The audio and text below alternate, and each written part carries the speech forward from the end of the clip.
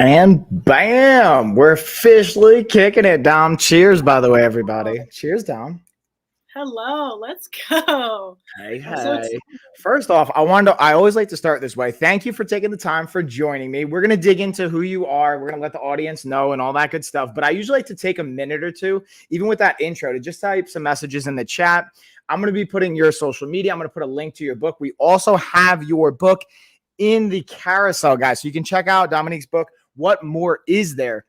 And we're gonna dig into that. We're gonna get to that. But first, I figured, while I'm typing and putting some messages in the chat, again, guys, you can feel free to ask questions. Oh, what's up, Lexi? I see you, girl. And so you won't see all the comments coming in because I have like 5 different channels open at the same time. So I'll relay the messages that are coming into you or anything that like everybody's saying, but you'll see some of it coming up in the comments. Okay. But yeah, I figure what we could start with is kind of how we know each other and then just kind of like extrapolate that because you have just an amazing story and so much great perspective and things to add. But I figured we could kind of start with how we know each other, and I'll kind of start with that and then I'll tag you in. I figure I'll kind of start with like my angel Eric invited me into doing this amazing, just, I didn't even ask questions. I don't know if I told you this, by the way. Like Eric Uresk is my, is like obviously my guy. I've known him for over 15 years and told me about choice. Amazing, just opportunity. And I didn't even ask questions. I'm like, dude, I trust you. Let's do this. We rocked it. That's how we know each other. You were coaching and staffing during my whole entire leadership. And I filled in everybody while I've been live streaming throughout this 100-day journey and like the goals we've been setting and what we've been doing, even throughout the fundraiser. So I appreciate you guys supporting us there. And, Dom, so you actually went through and you have your own experience there too, not only from a coaching and staffing perspective, but going through it yourself. So I'd love to tag you in here and hear your perspective on it. And then we can even talk about how that led even to you becoming a published author. Yeah, of course. So I love to hear your story and your journey getting here. First off, I love that you didn't even ask questions. Like that takes so much courage to just like, you know what? Yeah, let's go for it. And you did the work too, which is amazing. But for me, I went through a year ago, actually. And when I got into the workshop, I was already familiar with the center. I was already familiar with all of it because I grew up in it. I went through the teen workshops and then kind of volunteered throughout the years. So I already knew what I was kind of getting myself into, but I was in a pretty low place in my life, and I kind of hit rock bottom and was just like, I don't want to, be here. I struggled a lot with depression and anxiety and was like, I just don't know what to do. So I called Donnell, I called my angels, and I called people who enrolled me and loved me and was like, I need help. I need support. I need to get into this. And then that begins the whole journey. I went through the work and it was really difficult and really hard. And then wrote my book, and now I'm here coaching, giving back to others. Bam. And also we got some messages already coming in to say, hey, by the way, Dom. So we got David saying, hey, Ashley saying, hey, maybe that's Lexi because he's saying Ashley Love. And I feel like I haven't seen that person before. So I have a feeling that's Lexi. That's Lexi's sister. Okay. So they're saying, hey, and then we got the other channel going in too. And then Jen says, hey, what's up, Jen? Hey, girl. So yeah. And so you speak about courage, by the way, dude. So like talking about courage, being able to saying, because this is one thing I think is interesting. And I'm curious your thoughts on this. When you have an experience, obviously every experience, every time you go into a room or you go into an environment, it's going to be potentially different people. But when you have an experience, I'm curious, but before we even get into like, how this led into you being an author and your book and kind of the dynamics at play there, but going in with expectations and some of the pressure either you put on yourself or maybe some of the potential nerves or feeling the feels going into it even, and how that kind of might have influenced things, if you don't mind me asking that, or how you could speak to that. So courage for me is just a lot of like, you want something so bad, your vision is so strong that you're just going to do whatever you want to do. So for me, that's my whole thing around courage. So my vision is so strong. My vision is, giving back to the world and serving others and telling my story to heal others and, things in that nature. So being able to give back and stuff like that is so big for me that there's nothing that's going to stop me. So coming onto your podcast or taking the risk to coach and guide other people, it's scary and it's a lot and it's very uncomfortable, but my vision is so big that there's nothing that can shake it. Bam. And then, David, great question. So what's the name of your book? So David, I'm going to highlight it right now in the carousel. Funny that you should mention. Let me pull it up right here. And then bam, Dom actually has it. And I actually had it behind me, but I don't even want to get into the story earlier that there's a whole story of I was really excited. I ordered the book, and then we talked about this because I saw you this weekend. I was out in Vegas and I saw it down. We kind of put this together last minute because I've been talking about having you on for a minute. And, it's just like figuring out the schedule. And I was like, yo, I'm going to be transparent. I hadn't read your book yet. I have it sitting on my shelf. And my amazing wife reorganized the whole house. But here's the downside. This is where I had a breakdown. I didn't properly put the book somewhere where it'd be secure. So now it's like in a pile somewhere that I get to now go through. So that's where I get to yes, I get to go through that and find that now. So I can then actually read it and give you back proper notes. So, but David, I highlighted it right now in the carousel. Go check it out. What more is there? And we're going to get into that too, because I want there's so much to dig into, even with that, dude. But I wanted to kind of pull it back and talk about courage and talk about even all those dynamics. So I wonder, going into leadership. So I'm going to try and not use vernacular and I'm going to try and use regular words that everyone's going to get. So check me on this too, because I rant a lot. Hey guys, tell me if I'm using things that you're like, what is LP? I don't understand what you're talking about. But going through this 100-day experience, did you know right away you wanted to write a book? Because I know that maybe this is how did we even get to the book? Maybe I shouldn't even fill people in. Talk to us how we even got here. How did the book, how'd you manifest this? So it's always been a dream of mine to write a book. I mean, I love to tell my story. I think I've been through a lot of trauma and I've experienced a lot of things.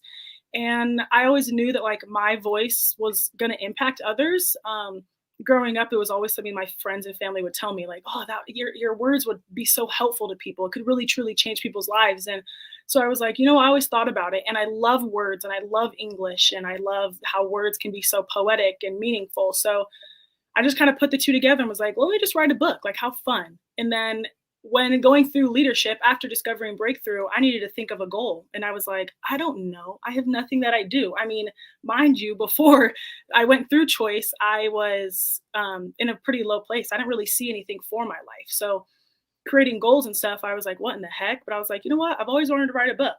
And so I was like, let's go. I'm going to write a book. So I just set that as my goal and I got it done. And it was a lot of work and a lot of emotion, but it got done and it's completed. And obviously you don't have to speak to anything that you don't want to. You do want to. Obviously, this is a completely open space. And also, what's up, Maxine? Maxine says, hey, by the way, in the chat on the other channel.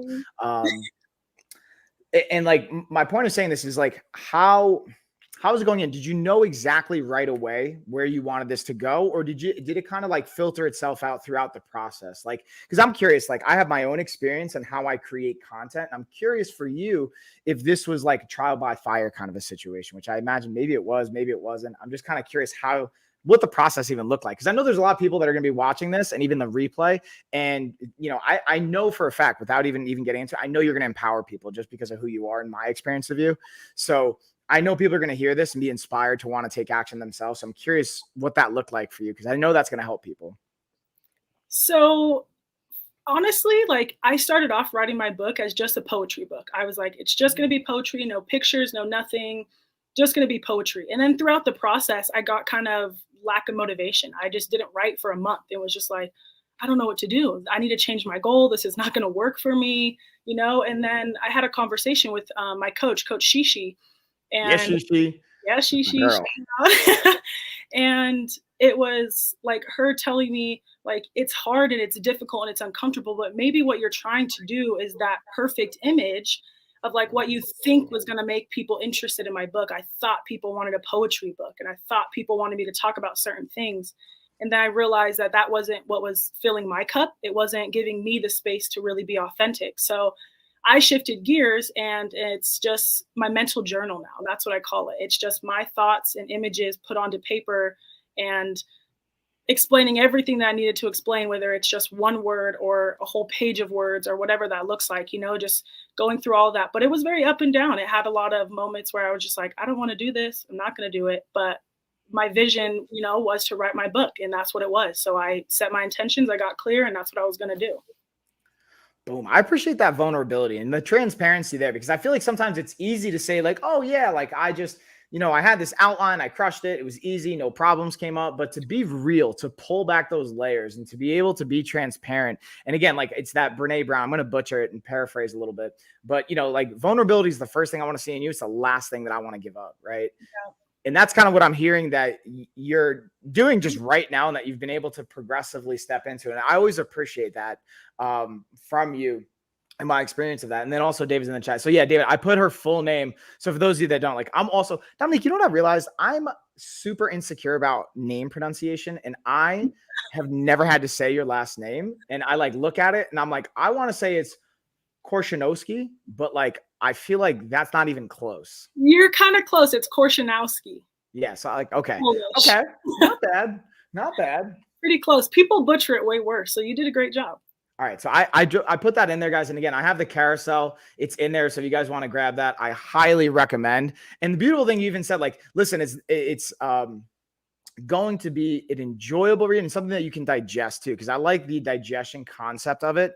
And so anyways, now let's we're going to kind of go back and forth. We're going to go into the past. We're going to bring it forward. So now let's even bring it fast forward a little bit. We have the books out. What's going on right now? What I'm curious, like, this is my favorite thing to ask. This is even like when I talk to like clients on the phone, I talk to friends. One of my favorite questions to ask is like, what's one thing you're like super excited about or the biggest positive in your life over the last 7 days or in the last like couple weeks?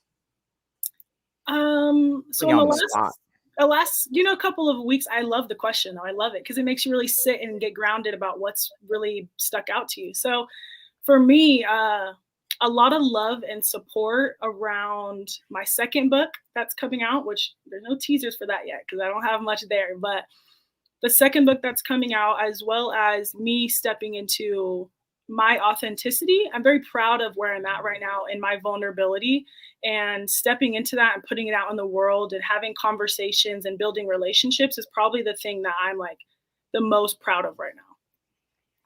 That's huge. So I don't want to like just walk past that because I want to unpack that a little bit because that's a powerful thing.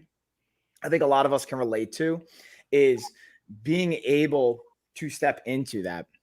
And I wonder, also I'm curious the overlap with all the work that you do for others, all that you do with serving other people, giving back, and what that does for you. Like, because I think of like the idea of like, I at least when I came into Choice too, I felt like I was trying to fill an empty void. And I was trying to fill it with all these other things. And I realized relationships and people and connection was really what was filling me up.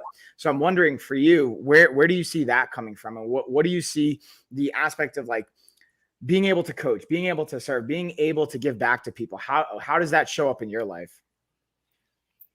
At first, I feel like it was very difficult for me to balance it. Like I was giving so much that I was not taking care of myself. And then I would go into these really low places and was like, oh, I don't want to do anything. I need to push everybody away, isolate. I wouldn't text anybody back, call anybody. I was calling off of work.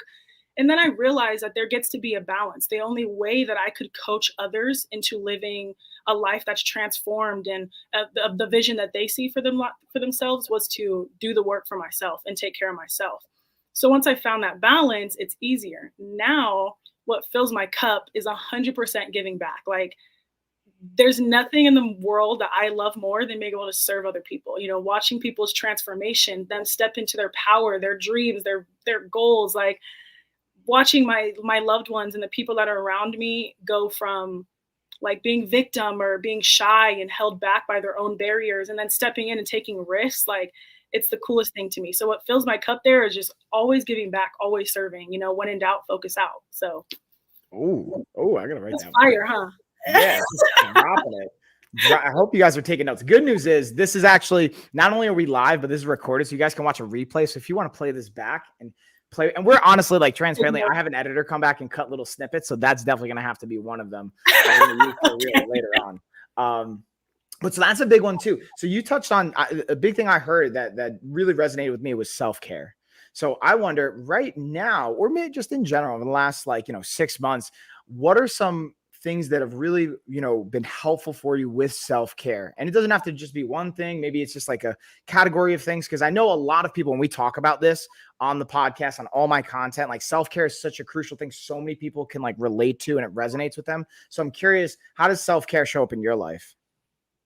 Wow, it's crazy that you just brought that up because I was just talking to one of my friends about this today, giving her tips and things to try. So Nice. I struggle, I guess lately I've been struggling a lot with like body image. And for a good portion of my life, I struggled with an eating disorder. And lately I've noticed that I'm kind of having some things come up around it. So self care for me lately has been huge. So what I've been doing, and it sounds so crazy, okay? But I set my phone up whenever I have a thought, or if I'm getting ready, or if I'm brushing my teeth or anything, and I record myself. And then I make sure at the end of the night, I watch back all of my videos. And instead of picking myself apart as if I would usually do, like, oh, I don't like that. Your hair looks weird. You look tired. Your voice sounds weird. I just acknowledge all the things that I love about it. So like, oh, I'll watch this back and be like, oh, I love your hair. Your hair looks so cute. Your shirt, yeah, that's really nice color on you. Like, I'll go back. That's one of the things that's really been dominant for me. As well as setting myself a schedule. Self-care is like 100% for me. Like I have to know 8 a.m. I'm waking up. I'm going to have 20 minutes of meditation, and I'm going to sit with my own thoughts and just prayers of gratitude and whatever comes into me. And then I'm going to get up and I'm going to make a schedule for myself throughout the day until 8 or 9 o'clock. And then I give myself a free space from whatever time I want to go to sleep. Don't have that time. So just whatever time my body feels ready to go to bed. Quality time, give back, a lot of give back. Anytime I feel like I'm sad or I'm not making it, or I'm in a dark place, I want to give back. I want to coach. I want to go meet people. I want to go on the streets and compliment people, whatever that looks like. I just want to serve others. Those are a couple things. I mean, I think what you started with, I absolutely love. I'm totally borrowing that, by the way. So I'm totally going to use that and even like pass that on to people, because I think that's such a powerful thing. And in different, exercise or different experiences, even from my own perspective of like looking at a picture of me as a child, right? And thinking about there's that inner child in all of us, right? And be like, would I yell at that child? Would I what would you say to that child, right? Like I would say nothing but beautiful things. And that's even when I'm looking at you right now, like I would even offer up like your eyes look beautiful, right? Like your hair looks great. You're looking on point. Like those are the things that we can focus on, but sometimes having that for ourselves and holding that space for ourselves. I really appreciate that transparency too, because even for my own self, that resonates with me. And I was talking to somebody else. I was talking to Coach Nicole the other day. She goes, I can't believe that you were heavy as a kid. Like I was like obese as a child. So like, I think sometimes people see this image of us now and they don't necessarily see all the other pieces that are going on. So I appreciate even just, again, going back to that transparency and peeling back that layer. So speaking of this is where I'm going to kind of bounce back and forth. And then Amber's like, yes. Can I get a whoop in the chat? I see you guys in the chat. Yeah, Maxine. Yeah, David. And being able to now go even into the book. So like you mentioned a few things, even like things that are coming up in different ways. And you didn't exactly say this, but tell me if I'm misrepresenting what you're saying, but like honoring that and not necessarily trying to either fight off those feelings, but saying, hey, this is okay. Whatever comes up, that's all right. And then even going into your book and as you're progressively writing that, I'm wondering what came up for you as you're going through that, through your life experience, because there's like probably so much there. And I'd love to hear more, whatever you're comfortable to share with that. Yeah, I mean, I'm an open book, so whatever, if you have questions about anything, just ask me. I discovered a lot of things about myself with my book. I mean, I was going through a trauma timeline. I was writing down from 4 years old, my most significant trauma, which was my mom passing away and being murdered. And then going into the rest of my life to the place that I was at in February of this year when I published it, like where I was at in that moment and all the things that I had learned. So I was developing and learning about all these new traumas and things that I had no idea were even sitting there. So I'm up and down, I'm crying, I'm angry. I mean, I hit some low points. It was a tough time writing the book, but it was also the most healing. I discovered all these things, but the only way to like grow is to hit that spot and to be able to push forward and, learn. So I'm grateful to hit those spots, but it was hard. A lot of things came up. A lot of traumas came up. Yeah. And one thing I really appreciate about that is your willingness to go into that, your willingness to dive into it, and not saying every single moment it's like, hey, this is super easy. It's super easy to like hold space for that. And this is where I want to kind of pull in the circle and the people you have around you, whether it's we're looking at like the choice family, your actual family, and like everyone in between. from my experience of them, you have an amazing group of people around you. And you like, I'm really, really like, it's awesome to watch. It's really inspiring, honestly, like for the ripple effect you've created in your life and your family's life. Like it inspires me the way I take action with my own family every day, whether it's my kids, my wife, my brother, my mom, my cousin. Like my cousin's my co-host on this podcast. She's actually on a flight right now to DR. But anyways, my point is like, I'd love to just kind of take some time to talk about the impact that circle has had on you. And then also like, then you've impacted that circle. And like, I saw Derek this weekend, like being able to just see all the ripple effects there. Yeah. So my circle of people is absolutely amazing. For a long period of my life, I was running away from my family because there was so much trauma. So I was living with friends, and I was moving to Utah, and I was anywhere but with my family. And then after Choice, I really realized that I wasn't lucky enough to be blessed with like a lot of blood family that, unconditional love, accepting, in the traditional household that you would say. A lot of my family and my circle of people is my chosen family. And I'm very proud of that because, it's not that my biological family or my blood family is bad. We all experience trauma, but it's the love and the connection that my group of people, Amber, Dest, and Derek, and having my friends like Lexi and my best friend Kai, and, all these people in my family go through. That's where my family's at. That's where it's at. And I have a village around me. And, I was like, I don't have to run from this anymore. I don't have to be afraid of being hurt from them anymore. So then I allowed myself to go home and rebuild all those relationships and connect, and then enroll all my family and encourage them to step into their power. And then, what they've given back to me is the same thing. Like watching them grow is what feeds me. I don't need any gifts or anything back from them. It's all watching them step into their power in their lives and take ownership and go after everything they've ever wanted. Watching my cousin Amber, who, was very, very timid and very shy and very angry, to a fairy. She's like dancing around and smiling and is so happy. And to see that transition, just like that fills my cup. That's all I need. Dude, that makes me so happy. Like even just right now, having you talk about it, and then Amber's like, "Oh, I love you, Dom." Yeah, you guys are awesome. You guys, like seriously, like it really just warms the soul is like the best way I could word it. And having that, I think also being able to realize like, and then I love you, Dom. That's from Lexi. Yeah, Lexi, I see you, girl. I love you guys.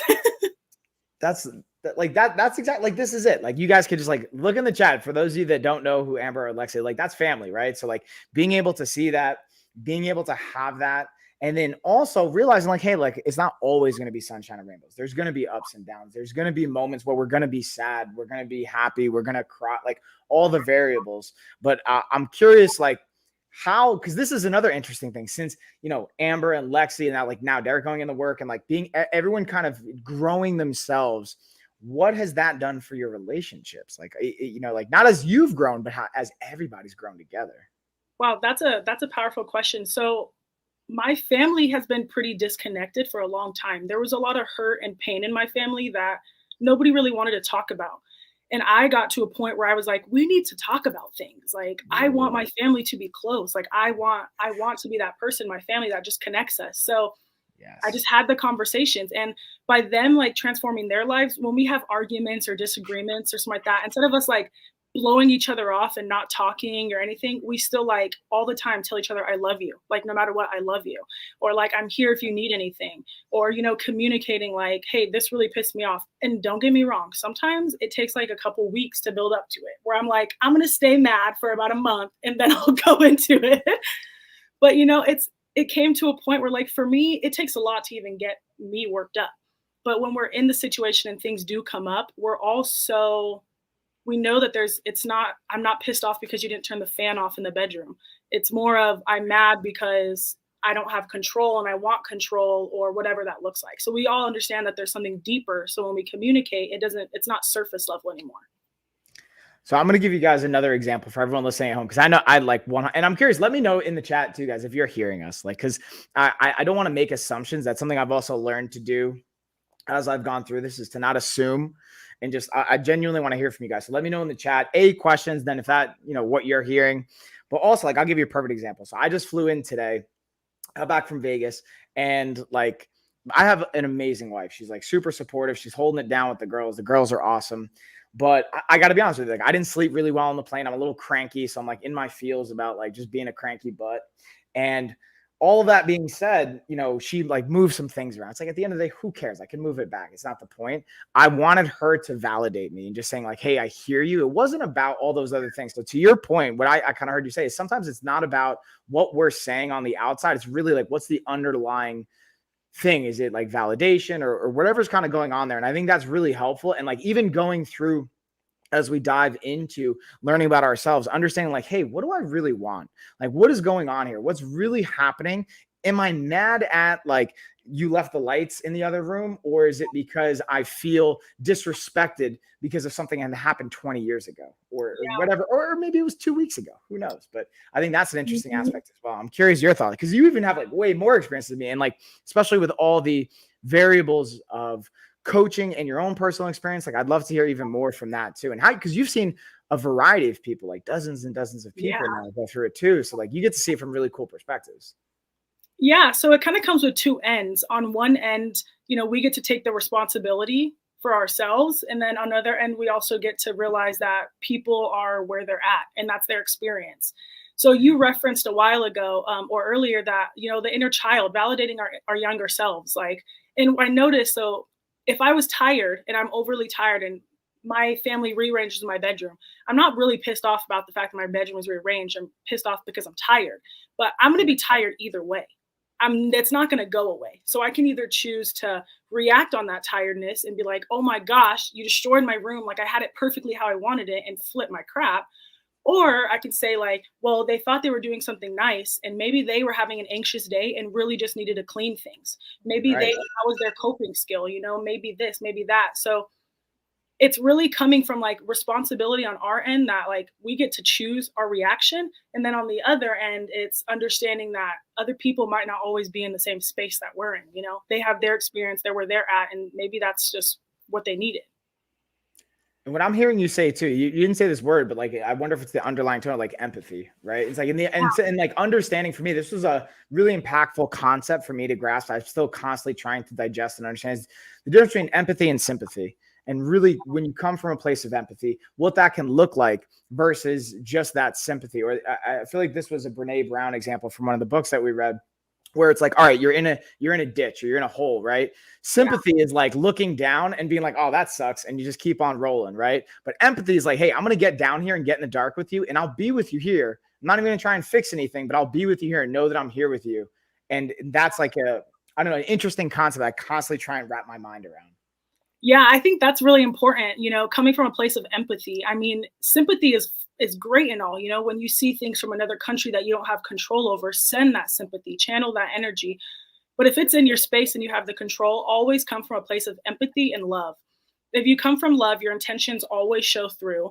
And then if you're coming from a place of empathy, you can see somebody else's stance a lot easier. It's always, you never know what someone else is going through. I mean, I'm great. Or my story from before was, I can pretend to be happy and put on a smile and no one would ever know that anything is wrong with Dom. And then I suffered in silence for years and nobody knew because I was always happy. My friends used to joke and be like, you're the smiley one, always happy. Like that was my mask. So you never know what someone's going through because on the underlying end of that, I was being abused at home and I was, being sexually assaulted or whatever that looks like. No one had any idea about that because I was smiling. So come from empathy because you never know what anybody else is struggling with. Yeah, and I think that's such a powerful point. I always like, again, I'm going to reiterate, it's going to be like an echoing concept, like just the transparency there, the vulnerability, and then the strength that comes from that too. Cause like, I think those go hand in hand a lot of times. I'm curious your thoughts on this from your own life experience of like when you're vulnerable and when you're being transparent, the strength that really has to be paired with it. Otherwise that really just wouldn't be the same. But I'm curious, I don't want to like assume that's how you feel. I'm curious your thoughts on how they kind of pair together too. Oh, yeah. I think they pair together 100% because I think it takes a lot of strength to be vulnerable and say, hey, I'm not okay. I really need help. Or, hey, I'm feeling really alone. Can you validate me? Can you make me feel seen? I think they go hand in hand. For me, I grew up and everyone was always like, you're so strong. And that word became toxic for me. So I hooked on the idea that like I had to be strong all the time. Dom was strong. And if Dom wasn't strong, everybody else was not strong. And it stuck with me probably up until like probably 4 or 5 months ago, really, when I really started processing some grief and some loss. And, they go hand in hand because it takes so much strength from me to sit here and say, I have an eating disorder, or I struggle with my self image, or talk about my trauma. But then the power in this vulnerability will move one person in the world. One person will hear something that I say and it'll make sense for them, and they'll feel seen and they'll feel validated. So the strength, to me now, it's easy because now my passion is other people. And I'm so focused outward that it's easy for me to have the strength to be vulnerable for others. So, and one thing I'm hearing too is like when you tie your identity to one aspect or variable, and then you have to re-identify, I guess, for maybe lack of a better term, that can be really scary, right? There could be so many things that comes up with that. So I'm wondering, because I like just the personal experience of it, like when I retired from fighting, like I identified as a fighter, right? So if I'm not a fighter, who am I? What am I? Yeah. And I wonder for you, as you're starting to like re-identify here, what comes up, and like what did that look like? What does it continue to look like? Because obviously it's not like, hey, everyone's perfect now. Like it's a constant day-to-day growth process. And I was talking to Will about this the other day. Like you can have comfort or you can have growth, but you can't have both, at least not at the same time, right? So I'm curious your thoughts on like just all of that, putting it out there. Man, Mike, you're asking all the questions that everything that I experienced throughout the last year of my life, you're asking all the questions about it. So I'm having so much fun right now. So, it's kind of tough to put into words and stuff, but for me, yeah, I know. I'm like, oh, let me think. Ask me again. Let me process this again. Yeah, and I'm gonna kind of like rephrase that. So like when we think about like you can have comfort and you can have growth, I'm kind of gonna go back and I'm gonna reverse engineer this.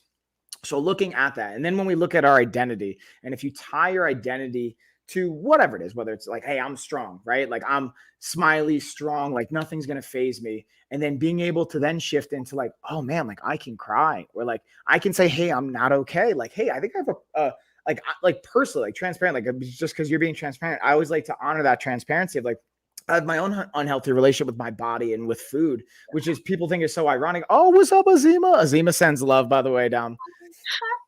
Yeah, girl. And like being able to have that and being able to acknowledge that. So I'm curious, like, again, bringing it all the way back to the original, I guess, point or question is when you tie your identity to something and then you're shifting that identity and the discomfort that can go with it. I'm curious, like, walk me through that as far as what was originally, like, maybe not play by play, but what really resonates with you as you're starting to say, hey, this is just a piece of me, right? Maybe it's a layer, but it's not who you are, and letting go of that identity and then being able to grow into this amazing person that you are now and here. Wow, actually, I struggle with imposter syndrome to the max. And that's something that, as you're saying that, is really sticking out to me, like imposter, because for so long I identified myself as like, I have to be strong, I have to be energized. And to use an example to kind of put that into, terms for people, I lost one of my best friends last year to suicide. And it was really hard for me to like grasp the idea that like I could grieve her. I had to be sad. I needed to be sad. But I didn't feel like I had the space to, because I was around her family. I was around all of my friends. I was around my family. And I thought that, I got compliments like, wow, your energy really helps us. You really help us feel strong. And then that triggered me. When I was younger, after my mom had passed, my aunts, I walked into a room and my aunts were saying the same thing, that the only thing that's keeping us strong is them being strong. So it was my identity for all of my life to be the strong, happy, fun Dom. I didn't want to do that anymore. And I realized that now me being vulnerable and stuff like that is what connects my energy. Everything that I want is by me coming from a place of vulnerability.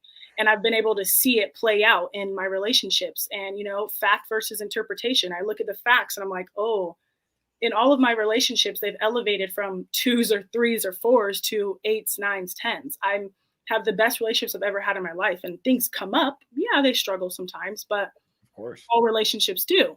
But I had to get to a place that I could see that the fact of it was that my relationships were even increasing. The people that are around me in my circle, the energy, the conversations I'm having with people. That's the fact of it, is that me being in that space has shifted. Me being vulnerable and authentic, I'm seeing the results. But I do get that imposter syndrome. Sometimes when I'm in a low place, I'm like, am I really this happy? Am I really a giver? Do I love people? Do I really feel that way? And then I talk myself down like, nope, it's all fake, da da da. But I just have to remember the facts. Like, but look at what you're doing with other people. Look at the relationships you're building. Look at how much you give back. Look at how like good it makes your heart feel, kind of thing, you know? 100%. So it's funny that you said, not it's funny, but I guess ironic that you said imposter syndrome, because that's something I resonate so wholeheartedly with, like throughout. And then, yeah, Azima, 100%. What a powerful woman. Your voice is inspiring, Dom. All the love. Thank you. And, okay, what's up, King Hustler? I see you. So I think being able to hold, like, again, hold that space, being able to acknowledge like, hey, you don't have to just have that piece. I like, so, and now seeing, like, reminding yourself, like, from the imposter syndrome side of it to like giving yourself those cues. I just wanted to acknowledge, like, I can wholeheartedly resonate with that. Even as someone that's been like in the health space for almost 20 years, I'm like, why do people listen to me? Like, what am I doing? Like, do I even know anything? Like, but what's interesting was when I talk to people that I really respect, they very rarely speak in definitives from my experience. Like, it's interesting though, because I've gone to different conferences. I'm not gonna throw people under the bus or name names, but some really high profile people in the UFC, MMA kind of world or professional athlete space, some of them that speak in definitives, it's like, yeah, you could see like where there might be some like, I don't want to say shortcomings, but that's like the first thing that comes to my mind. So maybe that's not the best way to put it, but some potential barriers they're going to have to overcome in another stage of their life. And I say all this just to bring it forward. Now looking ahead, now this is where I get to kind of talk about like some awesome positives, some things that you're excited about from the past, looking at these things. I'm wondering if we look ahead, it's September, right? So we got the rest of the year in front of us from now until New Year's.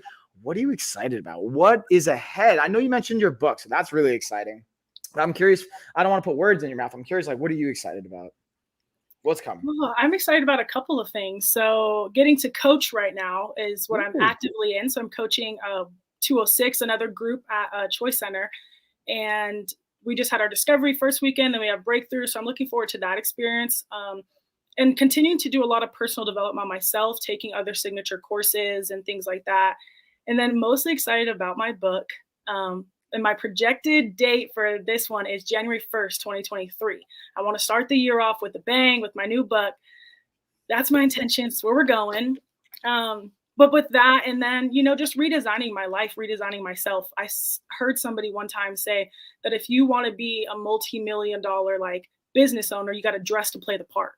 Yeah. And I was like, like that's kind of cool. And then I started watching videos on women who were doing like mundane things like going grocery shopping or going to pick up their medicine, but they were dressed up.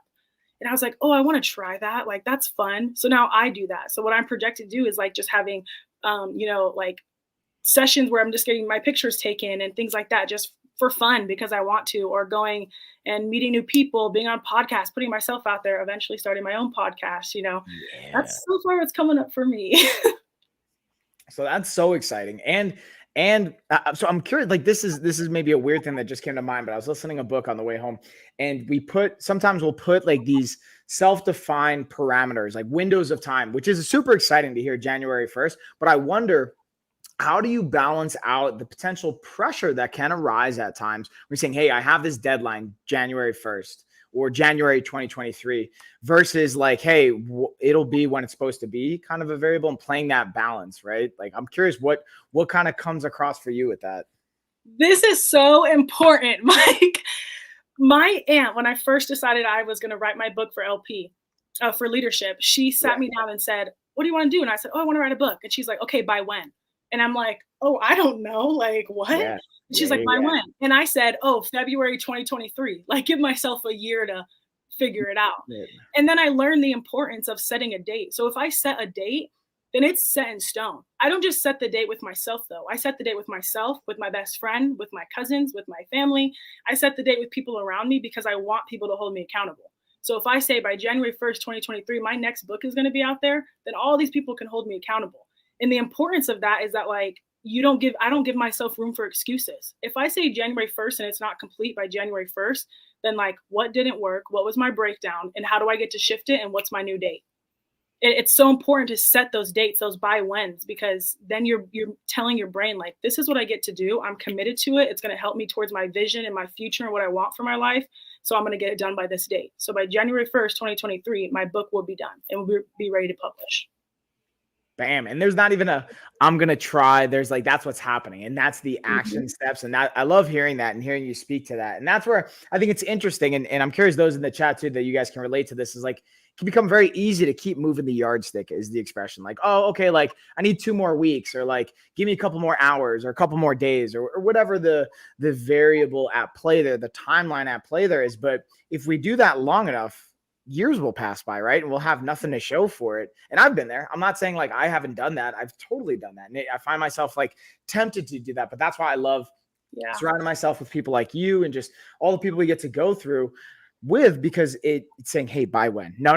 Don't tell me like, oh, okay, in a little bit or whatever, by when. And then it's cool because then you can say, all right, let's reverse engineer that. If we need to have it done by January, when do you need to have your first draft done? When do you need to have the outline done? And then Bub said he loves you, by the way, Dom. Yeah, Bubs. Shout out to Bubs. Oh, that's my nephew. Oh, that's adorable. Yeah, I mean, my biggest thing is like, if you want it, what are you willing to do to make it happen? How bad do you really want it if you're just going to sit on your couch and say, oh, I love that car over there. I want it one day, but maybe not today. No, if you want it, go get it. Because if you don't want it, I mean, like if you wanted it, you'd have it. So, and you do whatever it took to get there. And that, I definitely think that comes situational and stuff too as well. You know, there's processes around that. But when it comes to my goals and what I want to do, if I say I want to publish my book, I'm going to publish my book because I want to do it. Yep. I say I want my career to be around writing, which is what I want it to do. And I want to be an author and I want it to be known. One day it's going to happen, and it will be that way because I'm saying it and I'm declaring it. That's it. Speaking into existence. And I think the idea of like, again, standing impossible, because the brain is such a powerful thing. This is one thing I geek out about as I've gone into different, like I've gotten different grant programs now, like even after like our leadership, like being able to get a grant to go into this continuing education course, or like wanting to do a PhD in neuroscience and understanding. So here's an interesting data point I talked about in my newsletter. I'm going to share with you guys. So Stanford had a university study. They released this. You guys can like Google this if you want, or I'll drop the link in the chat if you guys want to check me on it. Well, they were talking about the interesting component of when we're in a joyful, empathetic, like happy place, anyone within a 1 mile radius around us, they would do these fMRIs and these neurofeedback studies, and they would find the increased chance of, without even me and you talking, let's say we're within a 1 mile radius of one another, you're in a great place, my chances of being happier without even talking to you goes up by 25% without us even talking. It's like the power of that and the impact that creates, I think, is such an, like, it goes beyond words to me. That's why the significance of our ways of being is so important, because I notice it with animals. Like I will be in such a great mood and I'm in such a great space, and I'll go into a restaurant and I'll notice that all of a sudden the line has gotten 10 times longer since I've walked in. And it's over and over and over again. And that sounds crazy to people, but I notice that my energy when I'm in a space of authenticity and vulnerability and love, I see the ripple around me. I see my friend groups change. I see the conversations around me change. You know, your ways of being are so significant to how other people perceive you and the space that you create around you. So here's an interesting, I'm curious your thoughts on this. And I haven't actually had someone directly say this to me, but indirect ways. And it just kind of came to mind. Because I feel like some people out there, I like to anticipate like, hey, what are people thinking out there? And also let us know in the chat too, if you guys have different perspectives on this. But like, I feel like if I'm in it, like there's a difference between like being authentically ourselves, but then also perpetuating a cycle, right? So like if I'm authentically upset in a situation, it's like, okay, holding space for me to be and feel my feels, but at a certain point deciding, making a decision, like what's my way of being? Do I want to be this way? Or is it something that I can then say, hey, I'm going to focus on my gratitude. I'm going to focus on my breath. I'm going to focus on whatever that is.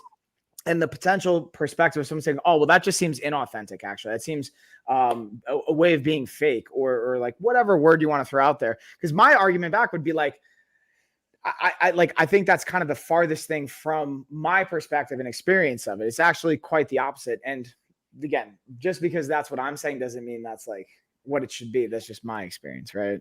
Yeah, 100%. These are just our experiences, you know? And I think the biggest thing is that people always tell me like, oh, you fake it till you make it though. So if you're not feeling confident, you just pretend to feel confident and then you're confident. And in a sense, that's kind of what we're doing with our brains. But when I'm not feeling confident, and then all of a sudden I'm like, get up and do your makeup, or get yourself together and Mm. go be confident. Then I'm like, you know what? Like, I'm just gonna be confident. And then it just comes. Like, and I'm just like, I'm confident. If I say what I don't want to be, it's not, I don't want to be insecure. I don't want to get up. I don't want to be confident. Okay, that's where I'm going to be at, because my brain can't focus on the negative. So if I'm going to be confident, I'm just going to stand up and I'm going to get it. And I get that a lot, where it's like, so you just fake it till you make it kind of thing.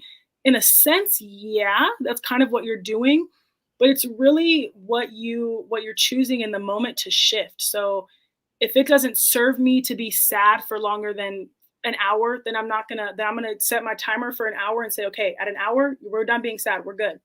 We're good. Now we get to step into what is gonna work. Okay, what's gonna work for me right now? All right, vulnerability, authenticity. And then boom, that works for me. I sit in it, and I really do set myself a timer.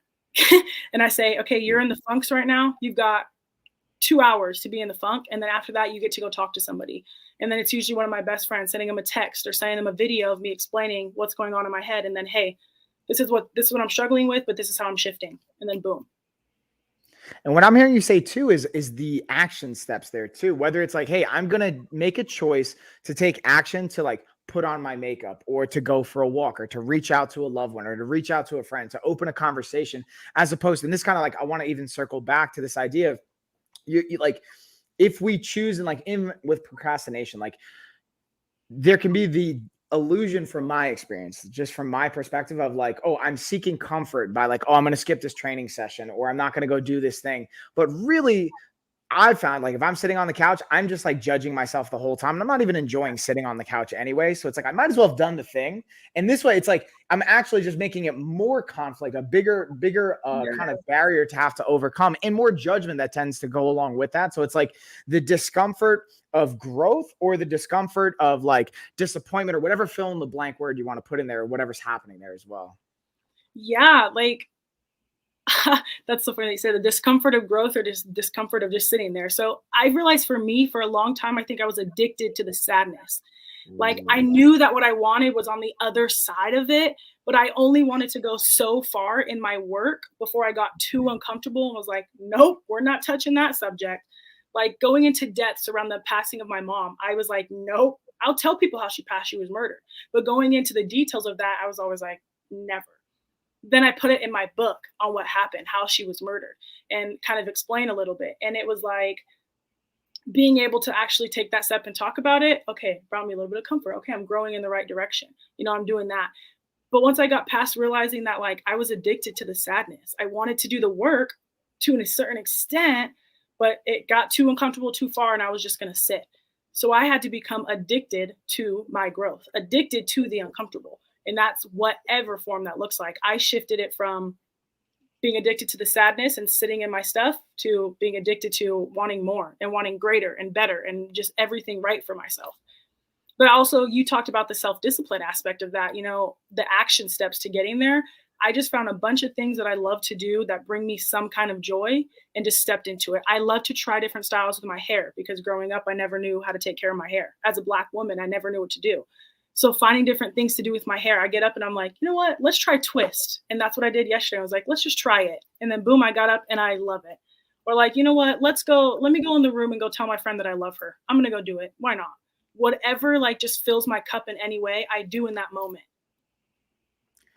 Dude, there's so much I want to unpack there. But one thing that resonates with me, or not with me, but I've seen this with other loved ones of mine, and I'm curious your thoughts around this. And I don't want to like misrepresent it, but the idea of, if we tie our identity to an experience, or like partially the identity to an experience, but also if we let go of maybe that sadness or those feelings, thinking about the situation or your mom or the loved one or whatever's going on there, maybe we lose them, or the illusion of potentially losing them. But I'm just curious, like speaking more to that, like as we like dig into it, because I think there's a lot of layers to unpack there in so many different ways.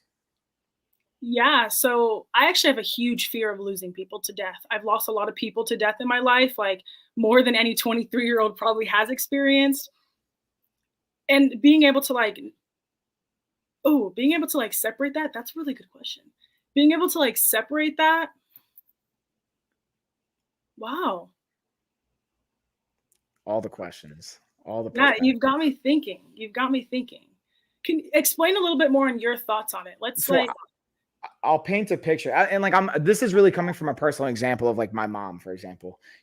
I find from my experience of her and our conversations, if she completely separates and like lets go of like my umi and upi, like those would be her parents. It's like she's from Germany, so like German was actually my first language. Fun fact.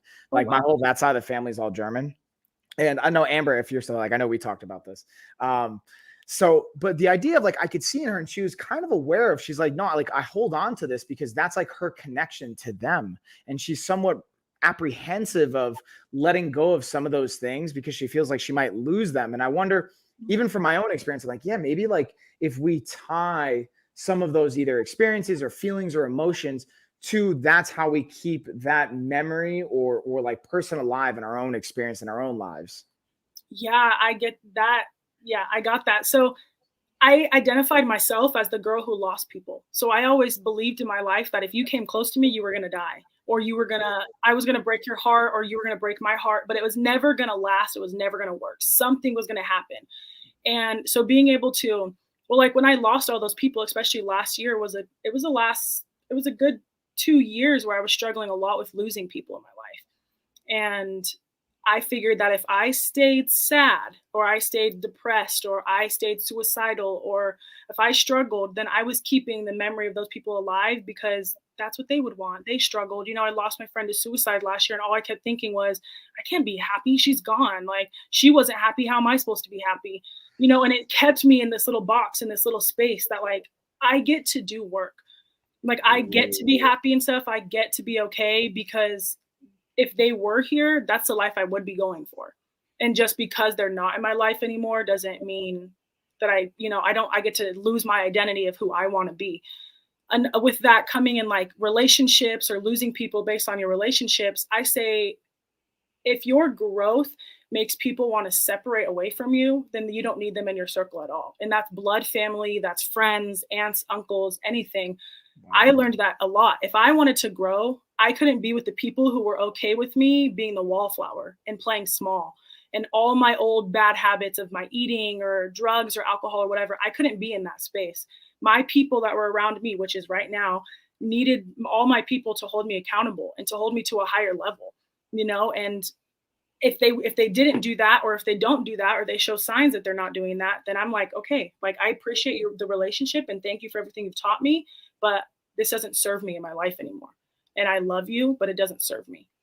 Oh, and that's so, and like, I just want to share that with everybody is the idea of like, 'cause this comes up time and time again, man. I'm curious in your life how it comes up is like, it's not a matter of, is it right? Is it wrong? Is it like good or bad? It's like, does it serve you? Does it not? Like, does it serve the situation? And does it not? And when I pose that to people, especially the first time they hear that, they're like, dang, yeah, that's a Yeah. really interesting way to put it because there's so much, again, like sometimes identity to like, it has to be like a binary yes or no, good or a bad. Or it's like, hey, does it serve us or does it not? And like, or Eric always asked me this question. It's like, what are we pretending not to know? Like, what are you pretending Yes. not to know, dude? I'm like, ooh, Yeah. you got me on that one. That question in when you're in the training really stuck out to me. And I was like, what am I pretending not to know? And that's when I kind of was like, oh, let's dig deeper. But what serves us and what doesn't serve us, I think is such an important question to ask ourselves, along with what's working and what's not working. Because if I'm Yeah. in a situation, and I still struggle in a lot of areas with doing things that really doesn't serve me, everybody does. We have our moments, but Yeah. ultimately, like if I get really pissed off and someone makes me really angry, I could react right there. I mean, I grew up fighting. I can react right there. Like, you know, so it takes me to like sit and pause and say like, okay, is punching this person in the face and reacting that way outwardly going to serve me? Probably not. What's going to serve me is probably walking away or using my words to actually make a bigger impact, because what I have to say is going to be a lot more than what my fist can do to their face or whatever that looks like. So it's every moment you're doing something and choosing like, is this going to serve me? Is it not? Drinking water, is that going to serve me or is it not? Yeah, it's probably going to serve me. Not getting 3 hours of sleep probably is going to serve me. Like every little aspect of your life, does it serve my vision? Does it not serve it? 100%. So, and I think to your point, because this is something I've had to, and I continuously get to not only dive into, but remind myself of is like, what is it that I want to serve in the first place? Like, what do we stand for? Like, what are we standing for? What is it that we're trying to work towards? Because that's something I've realized a couple stages in my life. Sorry, I'm laughing right now because my wife is on one of my on one of my channels, like in the chat. So it's like, it says Coach Mike, and it's just so funny to see me like not saying that. So yeah, I see. She's like, yeah, staying hydrated. Or maybe that's my buddy Nikki Ludes. That's actually probably I gave like two different people have my login, like my buddy Nikki Ludes and my wife Ashley. And I'm bet you it's Nikki Ludes because he's actually going to be going live streaming gaming after this. So anyways, just random side note, but just the things that come up. But I think to your point, like, or to the point I'm trying to make into kind of what you're kind of alluding to here is even with the serving us is like, what do we want it to serve? Like, what do you even want to go towards? And then David saying, hey, again, yeah, what's up, David? Thanks for circling it back and dropping back in. You got the good stuff right now, David. You're getting into the right part of the combo, or every part's the right part of the combo, but this is the good part. So, yeah, I wonder too, because like going through even leadership, we get to create these amazing, juicy goals. And then I'm curious from your experience, I would speculate you've learned some tips and tricks along the way to even like facilitate those juicy goals being created for yourself and for others. And I wonder if you had anything that would be helpful to share. I'm kind of putting you on the spot right now. Really just anything that gives you the tiniest bit of like, I don't know, that needs to be your goal. Like anything that like, I want to learn the piano and I want to play the piano. And for the longest time I've been like, it's scary. So now that's one of my goals. And like, I just love it. And the thing that makes you the most like cringe in your skin, go for it.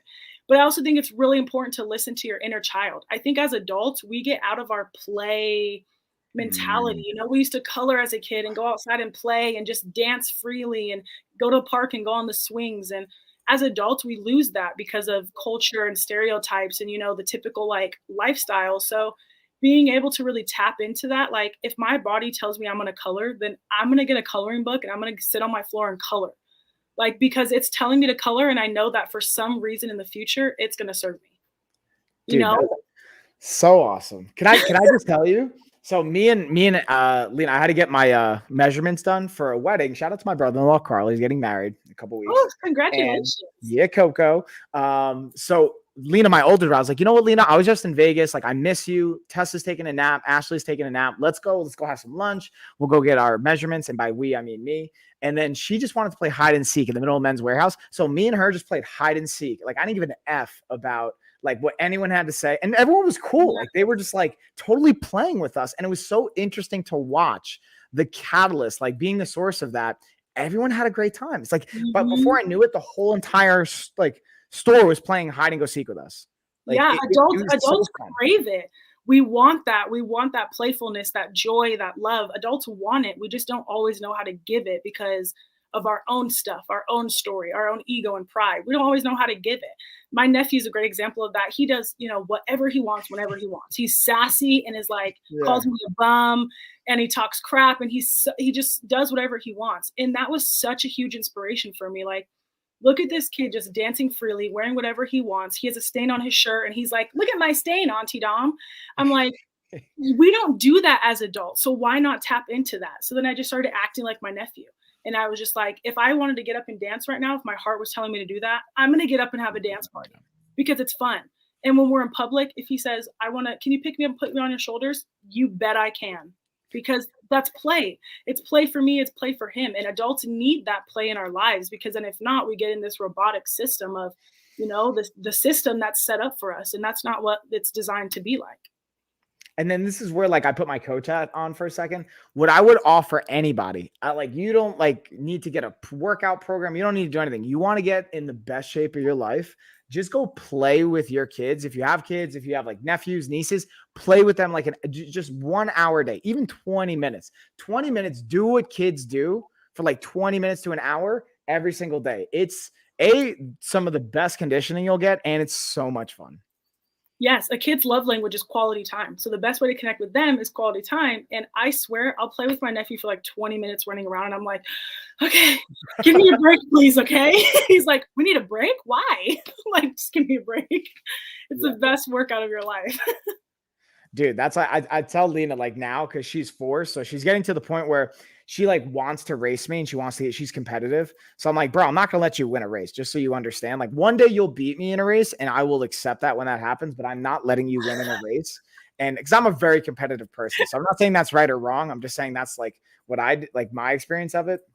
And then David, that sounds cool too. You're saying I used to be in a group where we played games like skip too and just play and like, yeah, man, that's like it's just so Yeah. much fun. Like, why would we not do that? At least Yeah. now in hindsight, having that experience more. So I would invite you guys to just if there's one thing you take away from this, I just invite you to just play and like you're saying, like listen to that inner child. And then this is where like, dude, we've already been like crushing it for an hour. So I know. I want to provide you the opportunity. I always not saying you have to leave. You don't have to go anywhere, but I always like to give you the window of saying, hey, listen, I know you got other things probably going on with your day and with your life. So this could be a great time. If you want to go, you totally can. But I would always like to ask the question, what's one thing you'd like to invite the audience listening to do? Whether it's like, again, joy related or anything like that, just to share or invite them that I think, again, you have so much value and so much insight. I'm putting you on the spot here, but you always deliver when I put you on the spot. So I'm just going to keep on doing it. Okay. So what's one thing you would invite? One thing I would invite you guys to do is go give back. Go pay it forward. Ooh. Go do something for somebody else, no matter what your mood is, no matter how much money you have. You could write notes for people and put them on people's cars, go pass them out. You know, whatever it is, just go give back in some way, because what you give out, you get back in abundance. And by that's energy, love, thanks, gratitude, whatever that looks like. So always pay it forward. If there's one thing that you take away, it's just always pay it forward, always give back. Boom. And I've been like, fun fact, guys. So I've been like cycling through different products in the carousel, but I wanted to go all the way back to your book, Dom, since we're like just talking about this. And I would invite you guys, everybody, go buy the book, go read it, share. And here's the thing. This is the one thing I know about you, Dom. Like you are inviting and love all feedback, right? No matter what anyone has to say, I know that you want to hear feedback. So I'm looking forward to actually like finishing the book and actually like not letting it out of my hands so that I'm not going to worry about anyone like putting it anywhere on me. I don't have to worry about where it went, and being able to offer up some of the notes that I have from my perspective.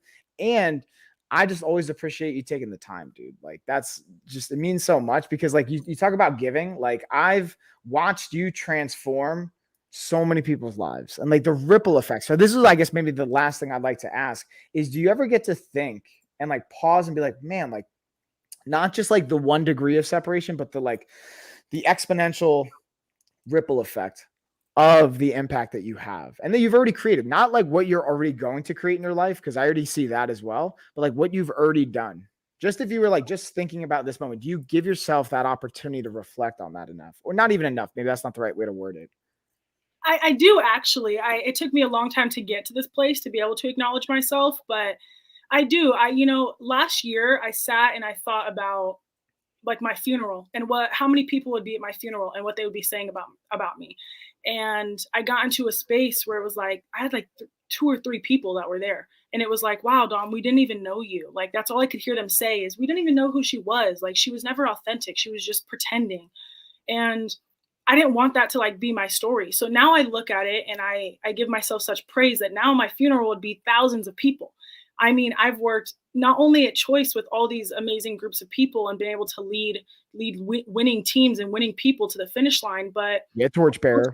Yeah, coaching teenagers. And I worked at treatment facilities, residential treatment facilities for about 3 years of my life. And I, was able to give back there and all those people I impacted. And I give myself praise now because I know that a year ago I didn't want to be here and I didn't see a purpose for my life. And now I see so much purpose. So I get to give myself praise for how far I've come, because based on my trauma and things I've been through, I could be in a totally different situation. And I'm blessed to have been able to do the work and to be where I'm at. So I give myself that praise. It came with a lot of work, and it takes a lot of like courage to say that, but I can say I'm proud of myself and I love myself and I'm happy with my life. Dude, and I just want to echo that and also express gratitude, man, not only for myself, but I know I can confidently speak this from like every single person that you've been able to impact. I know because I've obviously been impacted by, so I can speak from that gratitude perspective. And then hold on. Yeah. Like, unfortunately it doesn't show the name, but you are amazing. Of course. Yeah, you are amazing. Thank you. I echo that. And then yeah, Lexi loves. She's like, hell yeah. You know, but yeah, dude, I just want to like echo the love and gratitude, man. That's kind of my point. Thank you. I appreciate that a lot. And you see the comments, like people commenting stuff like that's my circle. That's my people. And that's the ripple effect. So I can't not give myself praise when I see my ripple effect playing out every single day and everyone around me. Like my aunt started it 15 years ago with this work, and then I took it on now, and now I'm on a mission and I'm not stopping until my family's healed. And I get to see it every day, and my cousins, my siblings, you know, everybody. That's it. And then I'm just laughing because of the chat. Like Azima says she's proud of y'all. Lexi, whoop whoop. Yeah, of course, dude. Like it's amazing, honestly. It's like so inspiring just to watch. And I'm just so thankful and grateful and proud to honestly be able to like just offer up a platform for everyone to be able to like hear this and the impact I know it's going to have. And obviously, like, we're going to have you come back and be able to talk not only about your book, but just as the process goes on and anything, like, just know you always have an open invite here. You want to come on, dude, I don't even have to be here. You could just come on and like, just like talk whenever. And obviously when you have your own podcast, we're going to support you in there and announce that and put that out there. So I guess that's my only other question is share anything else. This is like, again, the stage is yours. Anything to plug, anything to share, anything that like, again, I'm going to invite everybody to go get your book and be able to read it and just read it again and be able to really let that in. But I'm going to just leave it to you for like the final, like, what do we got? Yeah. So, I mean, I really don't have anything to plug besides my book. I want my book and my words to be the thing that moves mountains and changes the world. So go check out my book. I have it. What more is there?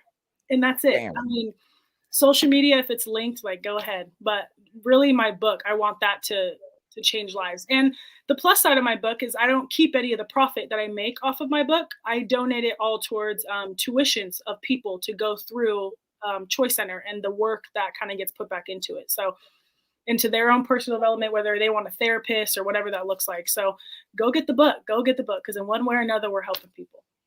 Dude, that's so amazing. That last piece is like even more awesome to me that I'm just realizing now. So again, I appreciate it. I appreciate the time and just like you standing for you and the ripple effect that creates in our world. So with that being said, everybody, I'm going to give us a cheers. We're going to sign off and yeah, y'all, until tomorrow, I'll be back. Yes. Thank you for having me on. I love this. Thank you. Yeah. And then we got the fun outro too. This is like, it's always cool. I feel so legit now. We have an intro outro kind of a deal. Let's do the outro play. Let's go.